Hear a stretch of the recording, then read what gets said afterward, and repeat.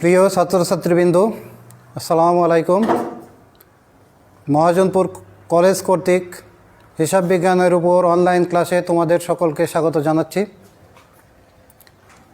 আমি বিগত দিনে তোমাদের জাবেদার উপর আলোচনা করেছি, বিশেষ করে পণ্য ক্রয় সংক্রান্ত বিষয়ের লেনদেনগুলোর উপর আলোচনা করেছি। আজকে পণ্য বিক্রয় সংক্রান্ত লেনদেনগুলোর উপর আলোচনা করব। তাই তোমরা সকলেই খাতা কলম নিয়ে বসো।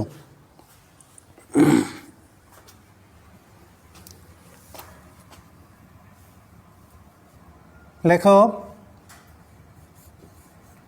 পণ্য বিক্রয় সংক্রান্ত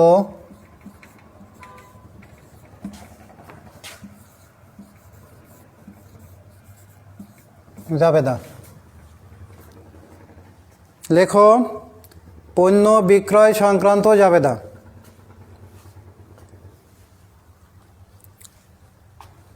প্রথমেই লেখো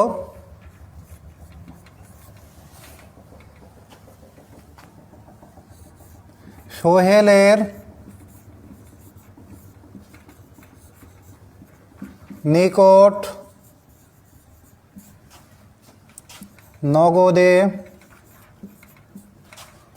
পণ্য বিক্রয়। সোহেলের নিকট নগদে পণ্য বিক্রয় করা হলো।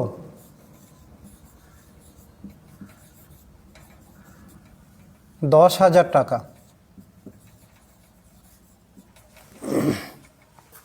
সোহেলের নিকট নগদে পণ্য বিক্রয় করা হলো $10,000। আগের দিন ক্লাসে বলা হয়েছিল পণ্য ক্রয় করলে ক্রয় ব্যবসায়ের জন্য একটা খরচ বা ব্যয়, তাই ক্রয় হিসাবকে আমরা ডেবিট করেছিলাম, ব্যয় ধরে ক্রয় হিসাবকে ডেবিট করেছিলাম। ঠিক বিপরীত, ক্রয়ের বিপরীত বিক্রয়। ক্রয় যখন ব্যয় হচ্ছে তাহলে অবশ্যই বিক্রয় তখন আয় হবে। ক্রয় ব্যয়, বিক্রয় আয়। তাহলে ক্রয় ডেবিট হলে অবশ্যই বিক্রয় ক্রেডিট হবে।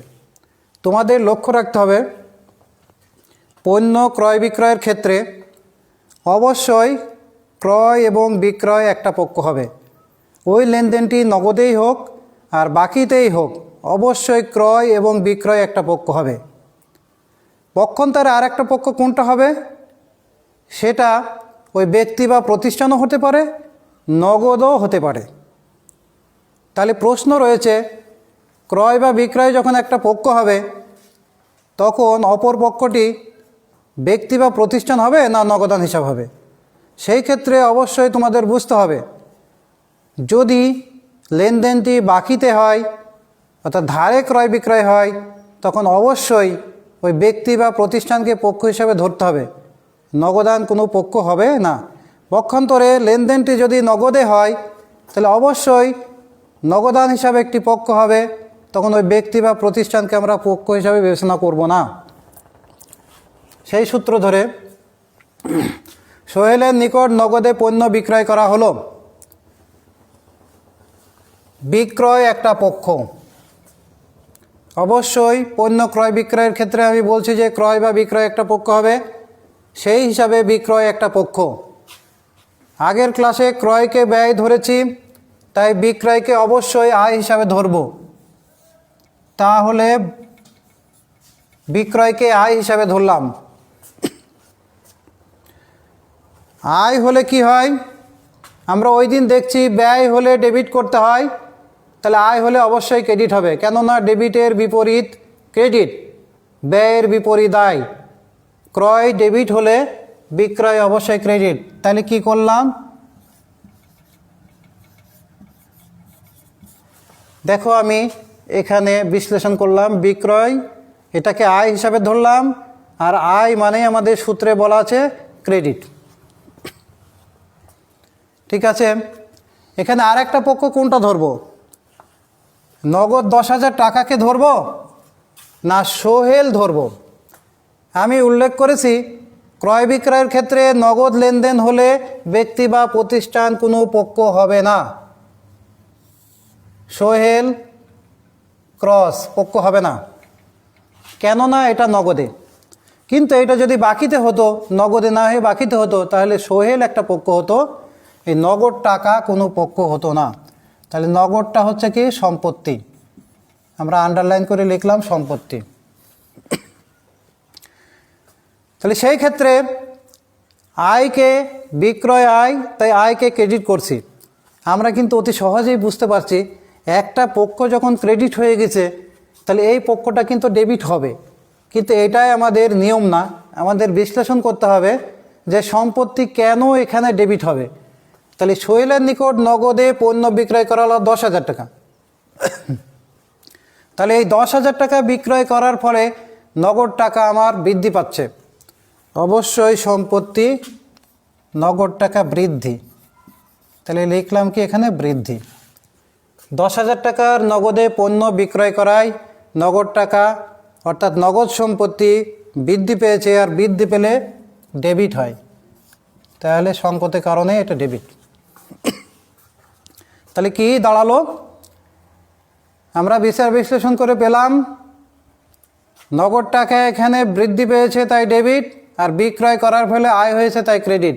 এবার আমরা সুন্দর করে সাজিয়ে লিখলে সেটা হবে, আগে আমরা ডেবিটটাকে লিখব নগদান হিসাব ডেবিট। লেখো নগদান হিসাব ডেবিট কত টাকা, যেটা দেওয়া আছে 10,000 টাকা। নগদান হিসাব ডেবিট হলো 10,000 টাকা। আর বিক্রয় হিসাব লেখো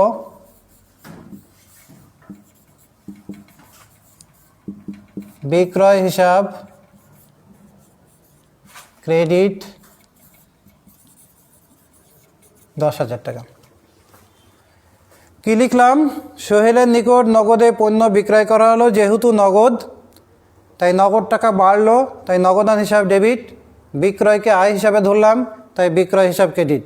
এখানে ব্যাখ্যায় তোমরা লেখো যেহেতু সোহেলের নিকট নগদে পণ্য বিক্রয় করা হয়েছে, লেখার পরে প্যাকেট ক্লোজ।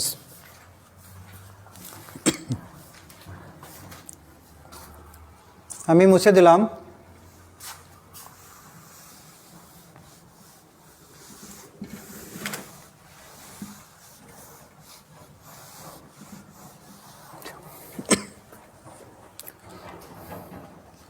এবার যদি বলি সোহেলের নিকট পণ্য বিক্রয় করা হলো, নগদে কেটে দিলাম, তোমরা লেখো সোহেলের নিকট পণ্য বিক্রয় করা হলো। এখানে তোমরা একটা নোট রাখতে পারো, তোমরা লেখো, আমি মৌখিক বলছি, তোমরা খাতা কলমে লিখে নাও। কখন আমরা ক্রয় বিক্রয়ের ক্ষেত্রে নগদ ধরবো, বাকি ধরবো? যদি উল্লেখ থাকে নগদে তাহলে তো বাকির কোনো প্রশ্ন নেই। আবার যদি বাকি বলে সেখানেও নগদ ধরার কোনো প্রশ্ন নেই। প্রশ্নটা হলো নগদ বা বাকি যদি উল্লেখ না থাকে তখন আমরা কি করব, সেইটাই তোমরা লেখো।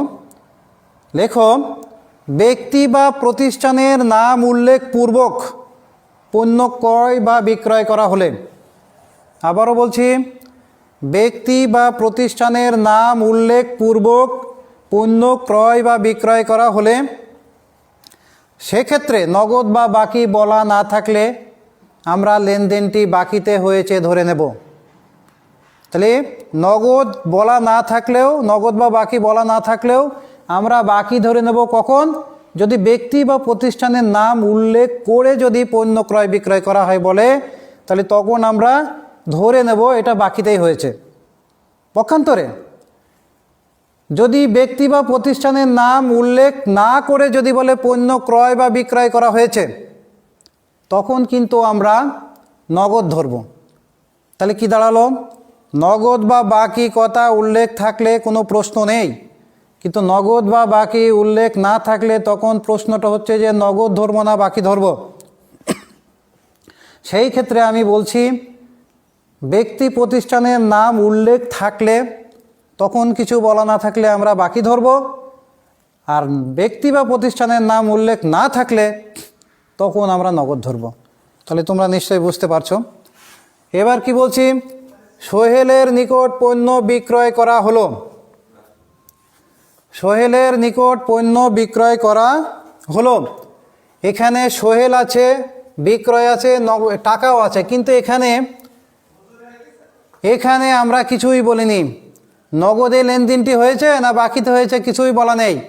তাহলে কি দাঁড়ালো, যেহেতু সোহেলের নাম উল্লেখ আছে, ব্যক্তির নাম উল্লেখ আছে, আমরা বাকি ধরব। কিন্তু আবার যদি বলতাম পণ্য বিক্রয় করা হলো, তখন কিছু বলা না থাকলেও নগদ ধরতাম। আমি সেদিকে যাব। তাহলে এটা কি দাঁড়ালো, সোহেলের নিকট পণ্য বিক্রয় করা হলো 10,000 টাকা। আগের বার নগদ ছিল, নগদ ধরেছি। এবার কিছু বলা নেই, নাম উল্লেখ আছে, অতএব এটা বাকিতে ধরবো। বাকিতে ধরলে আমার কিন্তু বিক্রয় একটা পক্ষ, সে কিন্তু পক্ষ হিসাবেই থাকবে। আমি আগেই নিচে লিখছি, তোমরাও লেখো, বিক্রয় হিসাব ক্রেডিট 10,000 টাকা। বিক্রয় হিসাব ক্রেডিটই থাকলো 10,000 টাকা। তখন নগদে হয়েছিল, নগদান হিসাব ডেবিট করছি। এইবার আমরা কি করব, সোহেল হিসাব। সোহেলের নিকট পণ্য বিক্রয় করা হলো, সে একজন ব্যক্তি। এখানে লিখি ব্যক্তি। ব্যক্তি, সে গ্রহীতা। সূত্রে বলা আছে গ্রহীতা। গ্রহীতা হলে ডেবিট। সোহেল গ্রহীতা, তাই ডেবিট। তাহলে কি দাঁড়ালো,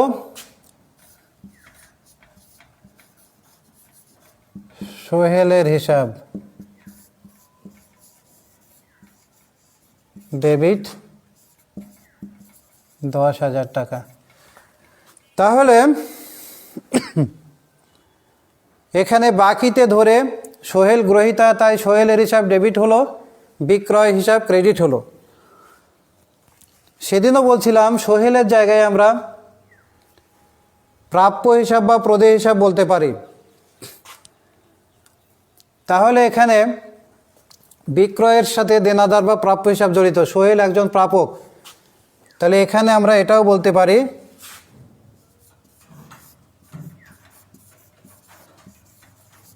প্রাপ্য হিসাব। যদি বলি যে সোহেলের হিসাব ডেবিট, কিন্তু বর্তমানে আমাদের এটাই প্রচলিত, নামটা আমরা ব্র্যাকেটে দেব। তাহলে কি দাঁড়ালো, কিন্তু আমরা সূত্রে আগে নিয়ে নিয়েছি যে সোহেল যেহেতু গ্রহীতা, সোহেলের হিসাব ডেবিট। এটা দিলেও আমরা করতে পারি, কিন্তু আমরা বর্তমানে এটাই করব যে প্রাপ্য হিসাব ডেবিট, ব্র্যাকেটে রাখবো সোহেল, উল্লেখ রাখলাম। আচ্ছা, এখানে লিখব ব্যাখ্যায়, যেহেতু, তোমরা লেখো, ব্র্যাকেট ক্লোজ করবা, এখানে লিখবা যেহেতু বাকিতে পণ্য বিক্রয় করা হয়েছে। এখানে বাকি কথাটা উল্লেখ থাকবে, যেহেতু বাকিতে পণ্য বিক্রয় করা হয়েছে। তাহলে একই জিনিস যখন নগদে বলছিলাম তখন নগদ ধরছি, কিন্তু নগদ যখন বলছি না, নগদ বাকি কিছুই বলা নেই, তারপর আমরা বাকি ধরছি। এই জন্যই ধরছি, বলছি তো তোমাদের আগে নোট লিখে দিলাম যে ব্যক্তি বা প্রতিষ্ঠানের নাম উল্লেখ থাকলে তখন নগদ বা বাকি না বললে আমরা বাকিতে ধরব।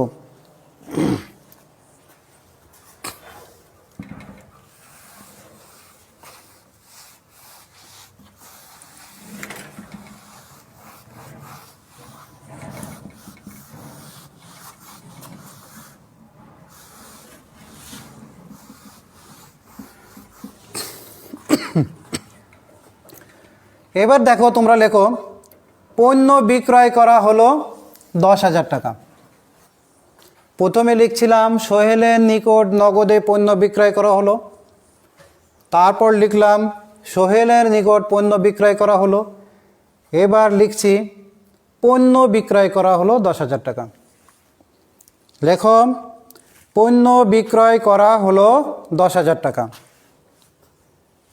এখানে বিক্রয় একটা পক্ষ, সে অলরেডি হয়ে আছে, আয় হিসাবে তাকে আমরা ক্রেডিট করব। তাহলে পণ্য বিক্রয় বা ক্রয় বা বিক্রয়ের ক্ষেত্রে বাকিতেই হোক আর নগদেই হোক ক্রয় বা বিক্রয় একটা পক্ষ হচ্ছেই। তাহলে বিক্রয় কিন্তু ক্রেডিট হয়েই আছে আয় হিসাবে ধরে। এখানে প্রশ্ন 10,000 টাকা পণ্য বিক্রয় করা হলো, নগদ বা বাকি কিছুই বলিনি। তাহলে এখানে তোমাদের আগেই বলছি যে ব্যক্তি প্রতিষ্ঠানের নাম উল্লেখ থাকলে তখন কিছু বলা না থাকলে বাকি, আর ব্যক্তি প্রতিষ্ঠানের নাম উল্লেখ না থাকলে তখন কিছু বলা না থাকলে নগদ। তাহলে এইটা কিন্তু নগদেই হয়েছে, এটা কিন্তু নগদেই হয়েছে। তাই আমরা হিসাব করব বিক্রয় হিসাব সেই ক্রেডিট, আর পণ্য বিক্রয় করা হলে নগদ টাকা সম্পত্তি বেড়ে যাচ্ছে তাই ডেবিট। তাহলে দাঁড়ালো, লেখো নগদান হিসাব ডেবিট ওই 10,000 টাকা।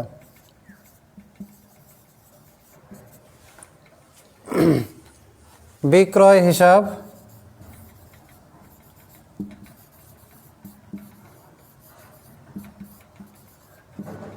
ক্রেডিট 10,000 টাকা।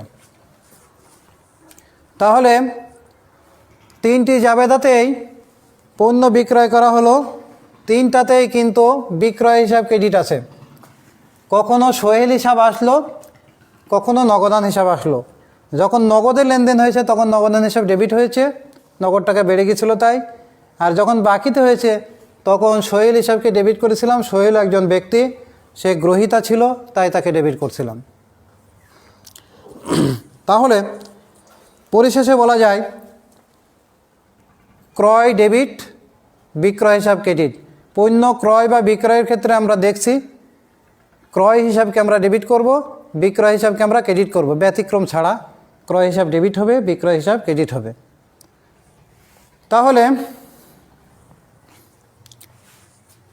আমরা আগের দিন একই ধরনের বিপরীত লেনদেনগুলো নিয়ে আমরা জাবেদা করছিলাম, সেগুলো ছিল ক্রয় সংক্রান্ত।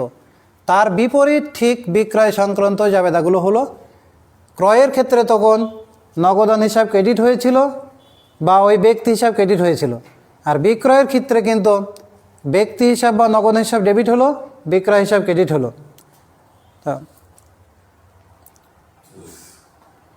আমি আশা করছি তোমরা অবশ্যই অনলাইন ক্লাসগুলো ফলো করবে। করোনা পরিস্থিতিতে যেহেতু সরাসরি ক্লাস নেওয়ার কোনো সুযোগ নাই, তাই আমি অবশ্যই তোমাদেরকে আহ্বান জানাচ্ছি তোমরা অবশ্যই অনলাইন ক্লাসগুলো ফলো করো, ভিডিওগুলো বারবার তোমরা দেখো এবং সেই মর্মে তোমরা বাড়িতে প্র্যাকটিস করো। আমি আশা রাখছি তোমরা এটা অনুসরণ করবে। আমি পুনরায় আরও অনলাইন ক্লাস নেওয়ার আশা ব্যক্ত করে এখানে আমার ক্লাস শেষ করছি। সকলকে ধন্যবাদ।